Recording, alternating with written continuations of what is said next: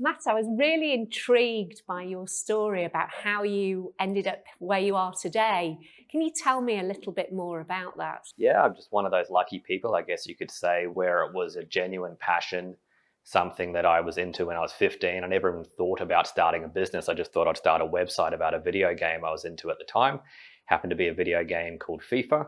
The website got a little bit popular, and then that did turn into a successful business. So that was back in 1999. And so for about 3 or 4 years, I ran that. And then around about 2004, the actual company that makes the games, EA Sports, approached me about maybe joining their production team, which for how old would I have been back then? About 21, 22 was just like a dream come true. I couldn't believe it, like I'd won the lotto. So moved over to Vancouver, worked for EA for 4 years, which was just a dream come true. Like I mentioned, just an amazing experience.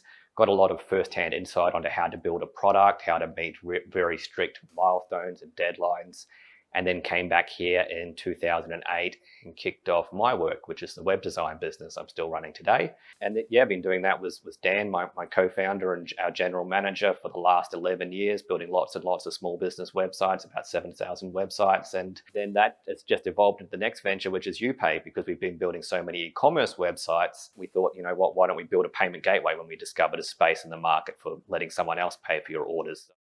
So, just going back, I think you were in uni Yes, for a year, not a year, a month. about a month, yeah. And then you got offered this opportunity at EA in Canada, which must have been an absolutely amazing opportunity. Obviously, over those number of years, 20 plus years, you've achieved a great deal.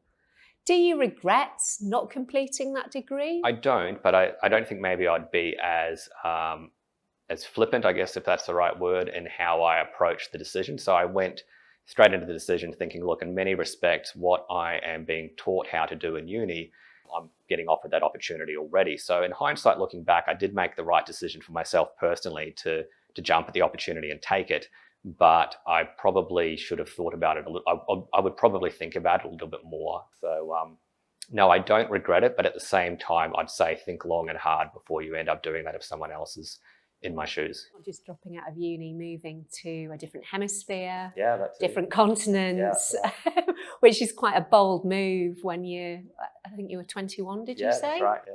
Yep. Yeah. And you mentioned a few of the things that you learnt whilst you were there, but throughout the whole experience, what would you say your top 3 key learning points were? So what I'd probably say I learned the most was how to work in a team environment, how to get the best out of the people you work with, I guess how to work with a variety of different people, especially from different cultures, because being a sports video game, and in particular football or soccer, naturally that's an incredibly multicultural sport. And then I think there was probably some negative things that came from working at EA and things that I would say I learned on how, when I get the opportunity to run my business, things I do a little bit differently. So they certainly worked you very hard.